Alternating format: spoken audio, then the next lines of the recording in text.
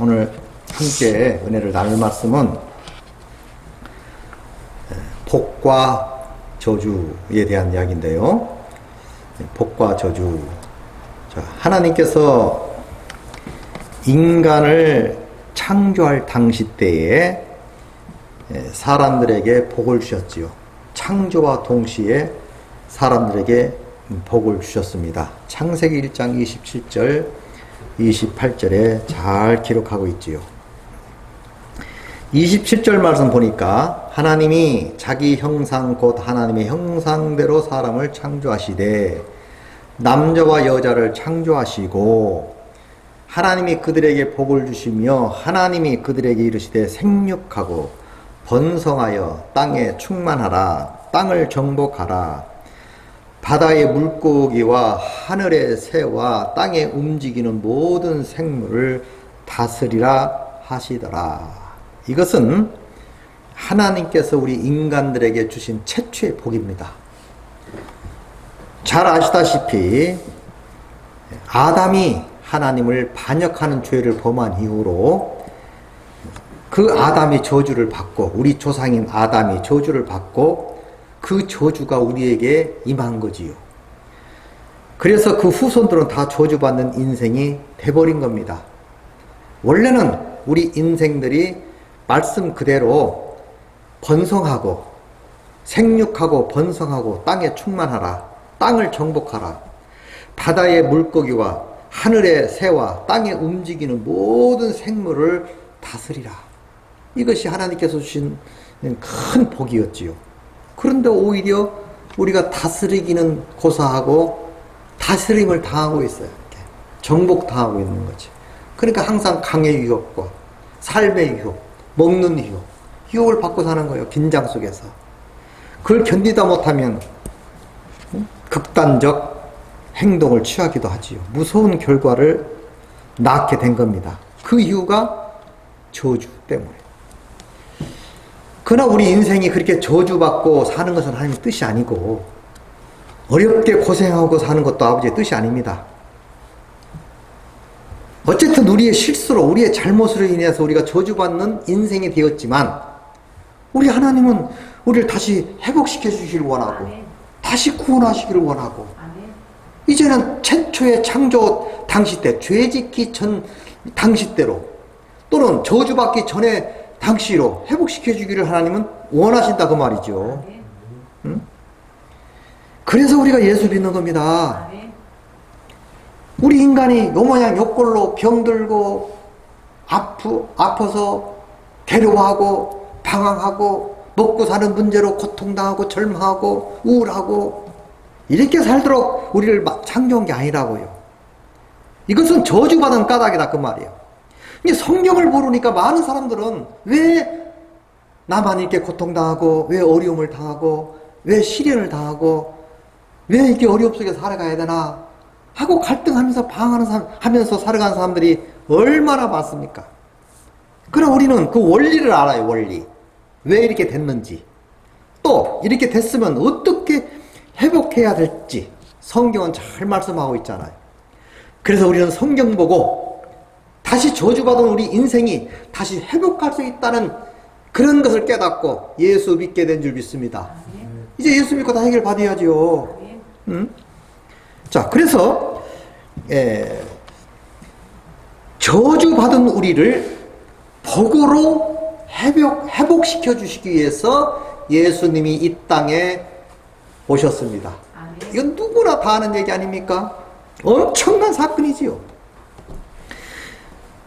예수님께서 이 땅에 오셔서 많은 억울한 일을 당하시고 고통을 당하시고 또는 채찍을 맞으시고 사람들로 하여금 무시를 당하시고 결국은 십자가에 못 박아 죽여버렸잖아요.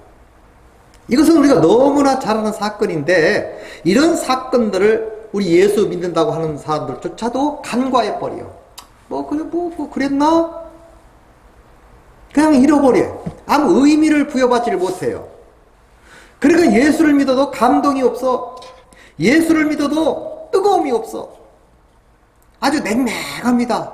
철저한 이기적인 생각에 쌓여가지고 한치 밖을 내다보지 못하고 사는 거예요. 자기만 잘해달라는 거야, 자기만.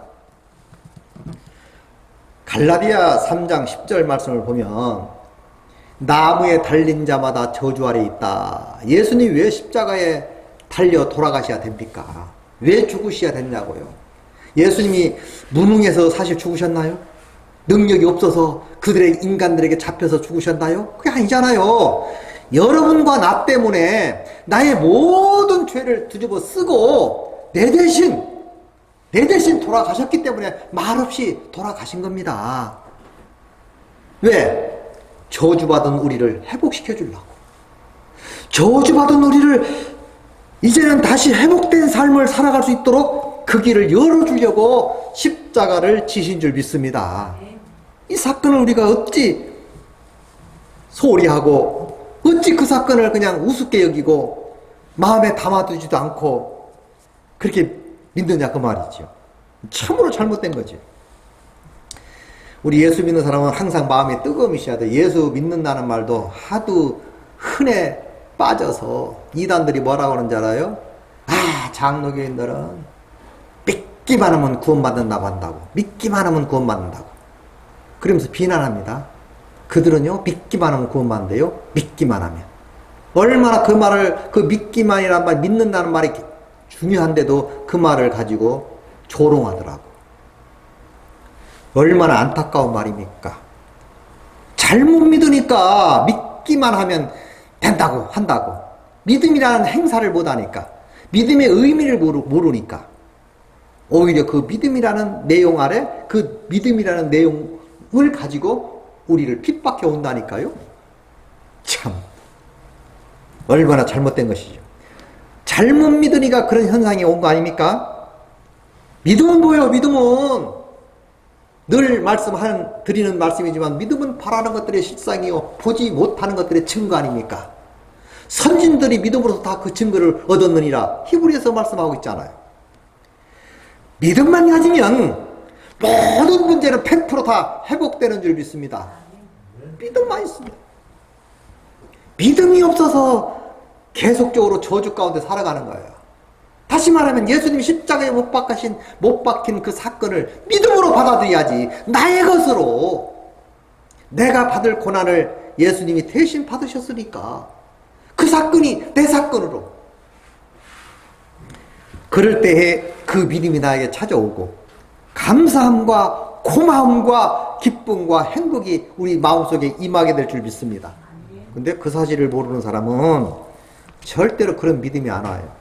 그러니까 뜨뜻미지근해가지고 이것도 아니고 저것도 아니고 응? 양다리 걸치며 살아가는 거 아닙니까? 믿음을 저버리니까 옛날 여러 선지자들이 말한 바 바알이 하나님 그 신이면 그를 섬길 것이고 하나님이 우리의 참신이라면 그 하나님을 섬길 것이지 어느 때까지 그 두 사이에 머뭇거리겠느냐. 이 편도 아니고 저 편도 아니고 어느 때까지 그렇게 살겠느냐. 참 중요한 얘기입니다. 그러니까 믿음을 저버린 사람들에게 하는 말이요.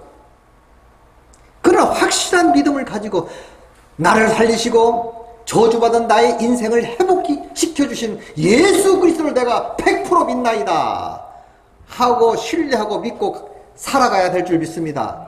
이게 진짜 믿음이지요. 믿음이 있다고 하면서 믿음을 강조하면서도 들여다보면 믿음이 없어서 우왕좌왕하고 방황하고 그건 믿음 있는 게 아니죠. 죽은 믿음이지요. 그래서 예수님이 십자가에 못 박히신 것은 우리가 너무나 잘 아는 얘기입니다. 세상스러운 얘기도 아니지 않습니까? 여러분과 나를 위하여 내가 받을 저주, 내가 받을 죽음, 그 문제를 해결하기 위해서 예수님이 내 대신 십자가에 지시고 내가 저주받은 모든 문제를 완벽하게 해결해 주었다 그 말이죠. 그게 믿음이요. 그렇게 된 것을 믿으시기 바랍니다. 그래서 우리는 이제 더 이상 방할 일도 없고 저주받아서 그냥 나는 마귀다, 나는 부정적이거나 세상적이면 안 돼요. 이제는 하나님께 감사하고 하나님 중심, 말씀 중심, 기도 중심, 충성을 다하며 살아가는 우리 모두가 되어야 될 줄 믿습니다. 이것이 그리스도의 삶이지요. 또 보면 저주받던 우리를 속량하셨다. 물론 같은 말이지만 누가복음 22장 42절 43절을 보면요, 이렇게 기록되어 있습니다. 이르시되 아버지여, 만일 내 아버지의 뜻이거든 이 잔을 내게서 옮기소서. 그러나 나의 원대로 마옵시고 아버지의 원대로 되기를 원하나이다 하시니, 천사들이 하늘로부터 예수께 나타나 힘을 더하더라. 예수님이 왜 피땀을 흘리셔야 됐나요? 왜 눈물을 흘리시면서 간곡하게 부탁하셔야 된다고요? 이 잔을 내게서 옮기소서. 여기서 잔이란 말은요, 물론 죽음인데, 나 죽지 않게 해주세요, 나 살려주세요, 그런 얘기가 아니에요. 예수님의 얘기는 나 살려주세요, 나 죽기 싫습니다, 그 얘기가 아니라고요. 하나님, 온 인류 다 구원해 줄 수 없나요? 그냥 무조건 나 믿든 안 믿든 다 구원해 주세요. 이것이 예수님의 주문이었어요. 그러나 예수님이 하신 말씀이, 그러나 나의 뜻대로 마옵시고 아버지의 원대로 하옵소서. 아버지의 뜻과 예수님의 뜻은 좀 달랐죠, 그 당시에. 예수님의 뜻은 온 인류가 믿든지 말든지 아무튼 인간이라 하면 다 구원해 줘야 돼. 이것이 예수님의 뜻이었고, 아버지의 뜻은 그게 아닙니다. 너희 이렇게 생각했겠죠. 내가 좀 하나님 입장을 좀 생각해 본다면, 그래, 네 말은 맞아, 네 착한 마음이 옳아. 그러나 나는 안 그래. 네가 이 땅에 내려가서 그 인간들에게 핍박당하고 많은 모멸을 당하고 매를 맞고 지금 죽음에 이르지 않았느냐? 그들을 위한 것인데 그들은 알지 못하고 오히려 그들이 핍박하고 있지 않냐? 고로 너를 그 수고한 사건, 그 고통을 다 이해하고 받아들이고 믿으면 내가 구원해 주지만, 그렇지 않으면 나는 구원할 수 없다. 이것이 아버지의 뜻 아닙니까? 그래서 구원이라는 것은, 저주에서 해방되는 것은 예수님이 흘리신 그 기도뿐 아니라, 기도를 하신 것은 결론적으로 뭐요? 우리를 구원해달라는 얘기거든요. 저주받은 우리를 회복시켜달라는 얘기거든요. 그래서 내가 나무에 달려 저주받을 나를 대신 예수님이 십자가에 못 박아 돌아가셨으니까, 그 사건을 통해서 우리는 용서받게 됐다, 그 말이에요. 하나님의 자녀로 인침받게 된 줄 믿습니다. 피땀을 흘리셨단 말이에요, 나를 위해서. 여기서 피땀이란 말은, 땀이란 말은요, 저주받은 인생들이 흘렸던 땀입니다. 저주받고 나서 예수님이 하나님이 뭐라고 해서 창세기 보면, 창세기 3장 1절 보면 이런 말씀 있지요. 그런데 뱀이 여호와 하나님이 지으신 들 짐승 중에 가장 간교하니라. 뱀이 여자에게 물어 가로되 이르되 하나님이 참으로 너더러 동산의 모든 나무의 열매를 먹지 말라 하시더냐? 아담에게 이르시되 내가 이제 17절입니다. 아담에게 이르시되 내가 내 아내의 말을 듣고 내가 내게 먹지 말라 한 나무의 열매를 먹었은즉 땅은 너로 말미암아 저주를 받고 너는 내 평생에 수고하여야 그 소산을 먹으리라. 18절 땅이 내게 가시덤불과 엉콩이를 낼 것이라. 내가 먹을 것은 밭의 채소인즉 내가 흙으로 돌아갈 때까지, 거기서 흙으로 돌아갈 때까지란 말은 죽을 때까지 얼굴에 땀을 흘려야 먹을 것이려니 내가 그것에서 취함을 입었음이니라. 너는 흙이니 흙으로 돌아갈 것이니라 하시니라. 흙으로 돌아갈 때까지, 죽을 때까지 너희는 이마에 땀을 흘려야 먹을 것이다. 저주받은 인생의 모습입니다. 그러니까 고통 속에 살 수밖에 없다는 거예요. 그 고통, 피땀을 흘려서 먹고 산다고요. 그리고 죽는다는 얘기지. 얼마나 인간이 그런 비참한 삶입니까? 한번 우리 인생을 쭉 돌아보세요. 얼마나 행복한 일이 많이 했는가. 물론 있었지요. 그럼 잠시 다 떠나가는 거 아닙니까? 나이 든 사람 얘기를 가만히 들어보면 그렇게 외롭대. 외로워 죽겠대. 자식들 전화도 안 온대. 지들 어떻게 내가 키웠는데. 그러니까 그 마음속에 억울함이 가득 있더라고. 억울함이.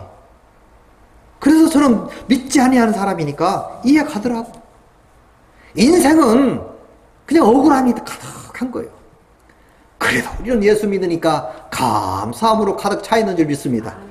하나님 감사합니다. 내가 무엇이 간데 나를 구원하시고 내 대신 모든 짐을 지시고 십자가에서 못을 받기시고 죽으시고 다시는 저주받은 인생이 아니라 복받은 인생으로서 회복된 인생으로서 살게 해주심을 우리는 감사하며 살아가야 될 줄 믿습니다. 이렇게 해줬다 그 말이죠. 얼마나 감사한 사건이냐 그 말이죠. 우리는 더 이상 세상 뻔한 거 아닙니까? 기대할 게 하나도 없어요. 세상에는. 우리가 기대할 것은 오직 예수 그리스도인 줄 믿습니다. 그렇다 해서 세상에 기대 없으니까 아무것도 하지 말고 놀고 먹고 그냥 그 말이 아니잖아요. 세상에서 살아가는 동안은 중요합니다. 먹고 마시는 일이. 돈 중요하지요. 돈은 왕과 같은 존재이고 때로는 인격이고 얼마나 필요합니까? 그러나 그 전부는 아닙니다. 천하를 얻고 죽으면 무슨 소용이 있느냐? 예수님이 말씀했듯이. 그러나 내가 살아가는 동안은 최선을 다하며 살아가야 할 일이지만 더 중요한 것은 하나님 부여잡고 의지하고 살아가는 여러분 되시기 바랍니다. 이것이 진짜 믿음이지요. 이런 사람이 승리한 자입니다. 세상은 우리에게 별 주는 게 없어요. 실망만, 절망만, 좌절만 주는 거. 그래서 우울증 걸려 자살하게 되고 결론적으로 무서운 결과를 초래하잖아요. 그래서 주님께서는 이 땅에서 기도하시면서 그 피땀을 힘쓰고 애써 기도하니 이마에 흘리는 땀을 보니까 핏방울같이 떨어지더라. 우리의 핏방울 대신 흘리신 거라 그 말이죠. 이 사실을 믿고 그 사건을 나의 사건으로 받아들이시기 바랍니다. 이걸 영접이라고 그래요. 영접하시기 바랍니다. 그 사건을. 그러면서 우리는 감사해야지요. 가시의 저주에서 우리를 구속하셨다 그랬어요. 자, 보세요. 말씀 보면 요한복음 19장 2절 또는 5절 말씀 보면 군병들이 가시나무로 관을 엮어 그의 머리에 씌우고 자색 옷을 입히고 그랬어요. 또 5절 보니까 이에 예수께서 가시관을 쓰고 자색 옷을 입고 나오시니 빌라도가 그에게 말하되 보라 이 사람이로다 하매. 자, 가시관을 쓰시고 자색 옷을 입고 죄인의 모습으로 나타났단 말이에요. 그런데 그 내용을 더 보면 그냥 책찍으로 가시관을 톡톡 치는 거예요. 그러니 이게 칠 때마다 사람이요 되게 맞으면요 세게 맞으면 아픈지 몰라요. 기절해도 왜 기절했는지 몰라요. 너무 얻어 맞으면. 근데 살짝 맞으면 그거 아픕니다. 응? 아주 탁 힘세게 맞으면요 그대로 정신 잃고 왜 맞는지도 모른다니까. 아프지도 않아. 몰라. 근데 살짝 쳐봐요. 가시관에 쓰시고 회초리로 톡 치니까 푹 찔릴 거 아닙니까? 피가 왜 가시관을 쓰시고 그런 고통을 받았어야 되느냐 이 말이야. 그건 모두가 우리의 저주를 해방시켜주기 위해서 그런 고통을 당하셨다고 말이지요. 그 사건을 우리는 소리 여길 수가 없어요. 나의 사건이구나. 찬송가 했잖아요. 십자가 내가 처음 볼 때에 나의 마음에 큰 고통 사라져. 오늘 믿고서 내는 밝았네. 참 기쁨 영원하도다. 우리 예수께만 희망이 있는 거예요. 꿈이 있고 비전이 있고. 정말 예수님께 감사하고 찬양하는 여러분 되시기 바랍니다. 돼야지. 또 질병의 저주에서 구속하셨어. 질병. 네. 요한복음 19장 1절에도 이에 빌라도가 예수를 데려다가 책찍질 하더라. 때렸어요. 예수님 쳤다가. 참 아마 인간 같았으면 그랬을 거예요. 죽어라. 그럼 죽을 수 있잖아요. 저것도 다 죽어라. 바람으로 다 날려버려라. 예수님 말씀 한마디면 다 날아가 죽습니다. 그런데도 여러분과 나 때문에 꾹 참으시고 매를 맞으셨다 그 말이에요. 이 사건을 이미 700년 전에 예언한 바가 있어요. 잘 아시다시피 이사야서 53장 4절 보니까 그는 실로 우리의 질고를 지고 우리의 슬픔을 당하였거늘 우리는 그를 생각하기를 그는 징벌을 받아 하나님께 맞으며 고난이 닥친다고 하였노라. 당연히 맞는 것은 당연히 여겼더라 이 말이에요. 인간들은 당연한 게 아니고 여러분과 나의 질병 때문에 마셨다 그 말이에요. 이 사건을 베드로는 이렇게 말합니다. 예수님의 제자 베드로가 2장 24절 보니까 친히 나무에 달려 그 몸으로 우리 죄를 담당하셨으니, 친히 나무에 달려 그 몸으로 우리 죄를 담당하셨으니, 우리 빚을 갚으셨으니, 이는 우리로 죄에 대하여 죽고 의에 대하여 살게 하려 하심이라. 그가 채찍에 맞음으로 너희가 나음을 얻었나니, 그가 채찍에 맞음으로 고쳐진 줄 믿습니다. 고쳐졌다고 말이요. 그러니까 믿음을 행사할 때 기적이 일어나는 거예요. 기적이. 물론 뭐 고쳐지지 아니한 것도 있어요. 그건 하나님의 영광을 위해서 모든 것이 하나님의 생사화복은 하나님께서 하시기 때문에 살고 죽는 것 아버지의 뜻인 줄 믿습니다. 새 한 마리도 하나님의 결재가 없이는 떨어지지 않는다 그랬어. 죽는 것도 뜻이요. 모든 것이 하나님의 손에 있어요. 내가 오래 살고 싶어서 오래 사는 게 아닙니다. 하나님의 손에서 결정 안에서 우리가 살아가는 거예요. 그동안 최선을 다하고 사는 여러분 되시기 바랍니다. 최선을 다하고 살아야지. 시간이 얼마나 남은지 아무도 몰라요. 젊어서도 병들어 죽는 사람이 있으니까. 안타깝게도 암이라는 병이 걸려서 그냥 속절없이 죽더라고. 건강하던 운동선수도 말할 것도 없죠. 그렇게 막 건강하고 평생 운동만 해온 축구선수 뭐 유상열이가 누구죠? 이름이 정확한지 모르는데 어쨌든 그 사람도 췌장암 걸려서 죽는 모습 보고 야 저렇게 축구를 하고 건강은 최고인데도 병이 오니까 속절없이 죽는구나. 참 인생이 저렇게 연약하구나. 그러니까 안타깝지만 그렇게 일찍 죽는 사람이 있어. 그것도 하나님 결제입니다. 냉정하게 말하면. 하나님의 결제가 떨어지지 않으면 안 죽어요. 우리는 그런 사건들을 보면서 이야 인간이 구척같이 막 건강하다고 큰 소리 딱딱 칠 것도 아니요. 한번 후 불면 날아가니까. 우리가 비실비실해도 또 하나님이 허락지 않으면 그건 비실비실한데 또 오래오래 살더라고. 다 하나님의 손길에 하나님의 솜씨에 하나님의 손 위에 다 있는 줄 믿습니다. 그렇기 때문에 우리는 하나님께 감사하고 내 인생을 하나님께 맡기는 것밖에 없는 거예요. 예? 물고기 2마리 보리떡 5개가 하나님의 손에 옮겨지니까 작은 거지만 그것이 하나님의 손에 맡겨지니까 많은 기적이 일어나는 건 성경에 여러 군데 나오잖아요. 내 작은 보물, 나의 작은 지혜를, 나의 모든 것들을 그냥 맡기니까 우리 삶 속에 기적이 일어날 줄 믿습니다. 이것이 믿음이죠. 바로 그 얘기입니다.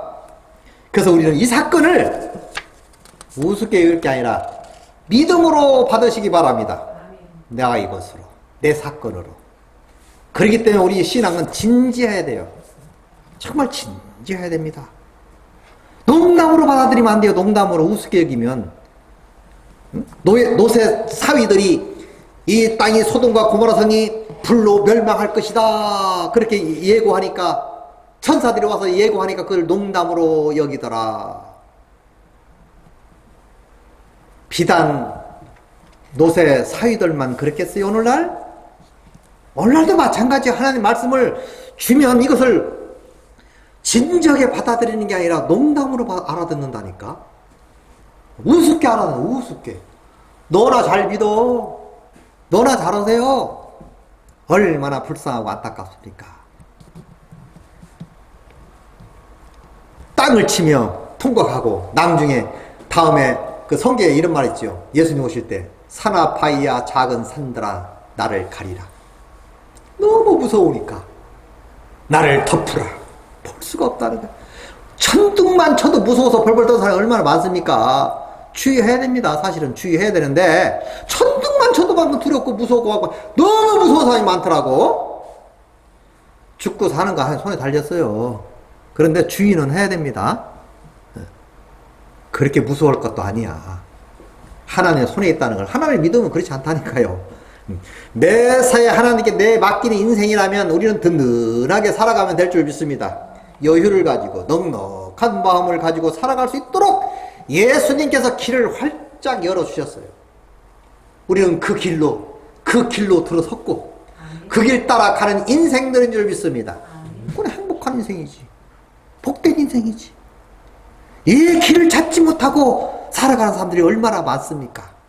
예수님 말씀하셨지 않습니까? 내가 길이라고. 내가 길이요 진리요 생명이라. 나로 말미암지 않고는 아버지께로 올 자가 없다. 이렇게 강조했음에도 불구하고 그것을 농담을 알아듣고 우습게 알아듣고 심각하게 받아들이지 아니한 까닭이 얼마나 큰 저주가 올 것을 이해하지 못한다면 안타까운 일 아닙니까? 그래서 우리는 그들 위해서 기도하고 안타까워서 기도하고 그들이 회개하고 돌아오기를 기도하고 그렇지 않습니까?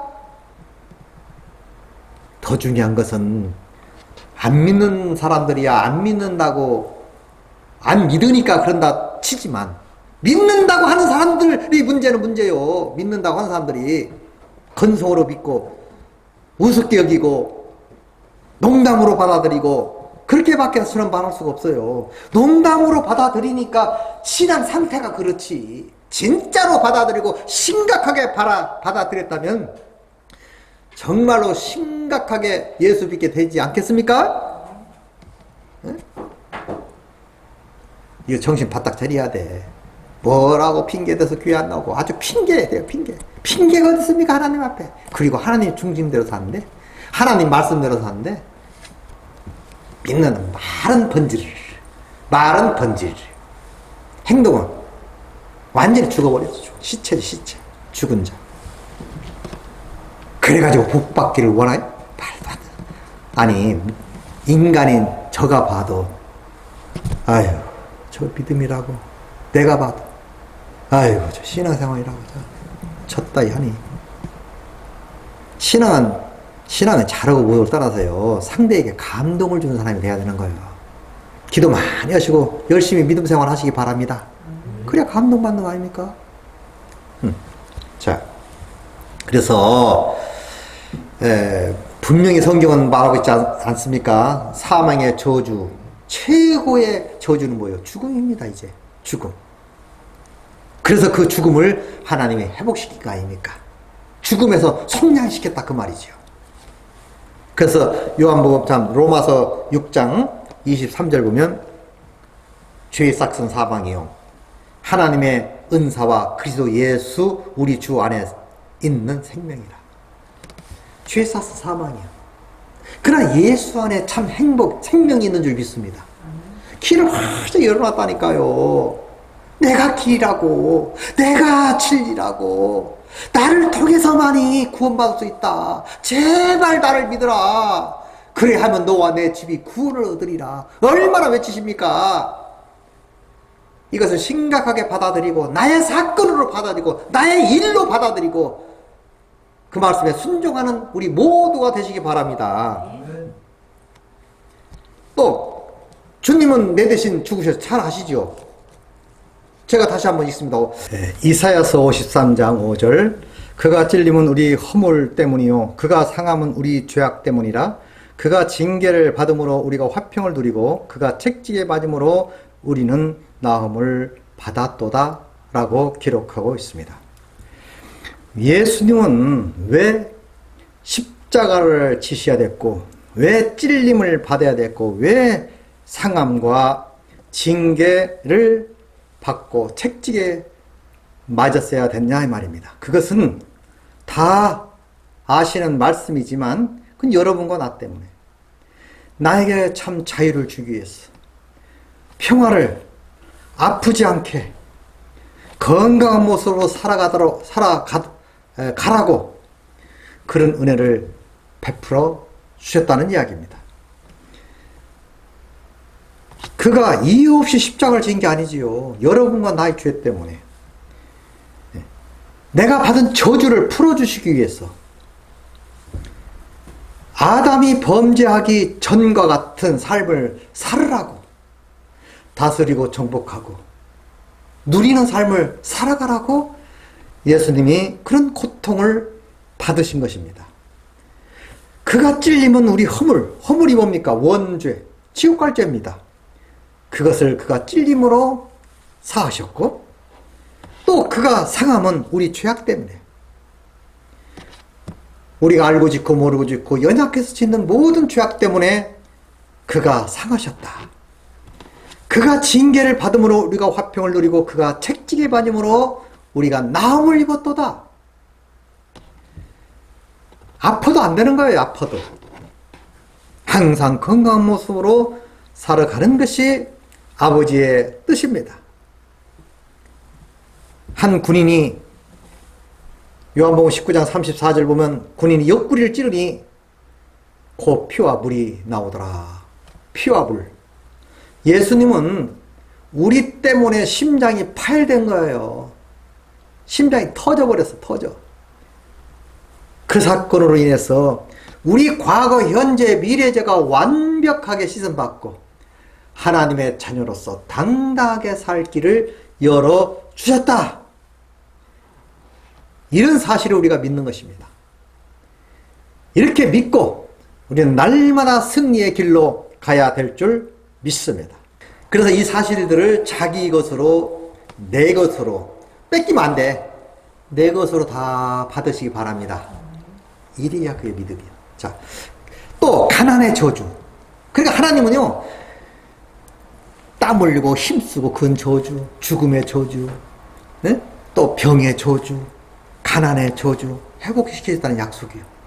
근데 어쨌든 믿음을 잘 행사하고 믿음대로 살면 다 회복된다는 얘기 아닙니까? 자, 고린도 후서 8장 9절 보니까 우리 주 예수 그리스도의 은혜를 너희가 알거니와 부유하신 자로서 너희를 위하여 가난케 되심은 그의 가난함으로 말미암아 너희를 부유하게 하려 하심이라. 부유하신 자로 우리를 위하여 가난케 됐대. 그 이유는 네가 부유하게 되기 위해서. 그러니까 자, 예수 그리스도의 은혜를 너희가 알거니와 부유하신 자, 하나님 부유하신 자죠. 다 가진 자니까. 부유하신 자로서 너희를 위하여 가난케 되심은 나를 위해서 가난케 됐대. 그러니까 나그네 생활한 거 아닙니까? 에? 이 땅이어서 어떤 궁궐에 산 것도 아니고 좋은 집에 산 것도 아니고 길거리에 잠자고 생겨서요. 길거리에 청아 밑에서 예수님이 이런 말씀하시잖아요. 여우도 굴이 있고 새도 둥지가 있는데 인자는 머리 둘 곳이 없다고. 이거요 진짜 묵상해보면 참 쓸쓸한 말입니다. 여러분과 나 때문에 그리 하신 줄 믿습니다. 이게 보통 얘기 아니에요. 얼마나 인간으로 보면 처량한 말입니까? 여우도 굴이 있어. 새도 둥지가 있어. 나는 갈 곳 없어. 쉴 데도 없고. 그 하루 종일 사람들에게 시달리다가 잠시 쉴 때 혼자 겟세마네 동산에 올라가서 찬양하고 기도하고 통회하고 이럽니다. 응? 길거리에 주무신 자가 한두 분이 아니에요. 그런 거 뭐 디테일하게 다 설명한 바 성경은 없지만 한마디에 다 들어있지 않습니까? 여우도 굴이 있어. 새도 둥지가 있어. 나 머리 둘 데가 없다고. 제자들에게서 집에서 자는 것도 한두 번이 있겠지. 응? 머리 둘 곳이 없는 삶을 산 것은 가난하게 되시면 여러분과 나 때문에 그렇게 사신 거예요. 내 새끼는 그렇게 살지 말라고. 우리 부모들도 그렇잖아요. 우리 부모들이 열심히 일하고 자식을 열심히 교육시키고 자나깨나 자식 걱정하는 거, 가난을 물려주고 싶지 않고 나같이 고생하지 않고 내 새끼 잘 살기를 원하는 게 부모의 마음 아닙니까? 그 마음 없다면 부모는 아니지 뭐. 그런 마음이 다 있어요. 크든 적든 간에. 물론 없는 사람도 있대. 나쁜 놈들. 응? 우리 하나님은 우리 모두가 하나님 자식들 아닙니까? 예수님은 고통받고 예수님은 고난받아도 우리들은 행복하기를 원한단 말이요. 지금도 당당한 모습으로 우리는 하나님 살아가야 될 줄 믿습니다. 그러니까 우리가 당당하게 기뻐하며 행복해하며 즐거워하는 모습 하나님 보기 원한단 말이지. 우리도 그렇지 않습니까? 우리 인간들도 내 자식이 늘 기뻐하는 모습, 얼굴이 환해서 행복해하는 모습, 이것을 우리 부모가 보면 얼마나 좋아요. 마음이 뿌듯하고 기쁘고 행복하고. 그러나 반대로 맨 송사나 당하고 억울한 일이나 당하고, 에? 감옥이나 들랑달랑하고 깡패들마다 얻어 터지기나 하고. 그러면 얼마나 부모의 마음이 아픕니까? 찢어지지. 가슴이 아프지. 미어지지요. 우리 하나님, 내가 아파하는 거 싫어해요. 고생하는 거 싫어합니다. 그러니까 구하라, 구하라, 구하라. 죽게 구해. 응? 떡을 달라고 하면 돌멩이를 줄 부모가 어딨고, 고기를 달라고 하면 뱀을 줄 부모가 어딨냐. 악할지라도 그러지 않지 않냐. 네 부모는 하물며 너희 하나님께서 가장 좋은 걸로 응답지 않겠냐. 이것이 주님의 마음 아닙니까? 우리 주님 아프게 해드리면 안 되겠지요. 정말 찬양으로 찬양하라 내 영혼아, 내 속에 있는 것들아 다 찬양하라. 하나님께 늘 예배하면서 살아가는 여러분 되시기 바랍니다. 이것이 주께서 받으시는 귀한 향기가 아니겠어요? 향을 올린다. 향이라는 게, 이 기도라는 게 향인데요, 예배가 향입니다. 구약에는 그 향불을 켜가지고 양옆 때 피냄새 나니까 향불로 그 냄새를 제거하고 그랬는데, 향은 성도의 기도라 이런 말이 쓰임이 있지요. 오늘날 우리의 예배야말로 기쁜 향. 오늘 또 이 예배를 흠양하실 줄 믿습니다. 우리 예배를 흠양하시는 거요. 그리고 기뻐하시는 겁니다. 이야, 그래도 세상 거친 풍파를 싸우다가 또 나한테 왔구나. 그래도 나한테 와서 감사하고 있구나. 그래도 예배하고 있구나. 그 모습을 보고 하나님 얼마나 기뻐하겠어. 얼마나 좋아하시냐 말이요. 왜 근데 다른 10사람은 어딨니? 10명을 문둥병자에서 고쳐줬는데 9은 어디 갔냐? 하나만 왔네. 도대체 그 나머지는 무슨 애들이냐? 그 말 아닙니까? 9은 중요한 얘기야. 9은 어디 있느냐? 아니, 하나님께 예배하는 게 따로 있고, 하나님께 영광 돌리는 게 누구 따로, 누구는 예배해야 되고, 누구는 안 해야 되고, 그렇습니까? 그래놓고 복 받고 뭘 된다는 사람 제일 앞장서지 또. 뭐 얻어먹을 거 있으면 앞장서요. 그런 사람들이. 세상에서나 교회에서도 마찬가지더라고. 그런데 말없이 누가 이래라 저래라 하기 전에 말없이 하나님께 감사하고 기뻐하고 충성하고 봉사하는 무리 주께서 기억하셨다가 복으로 채워줄 줄 믿습니다. 그게 진짜 신앙인이지. 비록 부족하지만 그런 믿음 달라고 기도하시고, 모두 주를 버리어도, 모두 주를 제대로 안 믿어도 나는 100% 예수님을 믿고 영접하겠다고 하며 따라가는 여러분 되시기 바랍니다. 이게 그리스도의 삶이에요. 아무쪼록 오늘 또 내일 또 오늘 예배를 통해서 정말 여러분 가정과 하는 일과 모든 삶에 축복이 있기를 예수님의 이름으로 축복을 드립니다.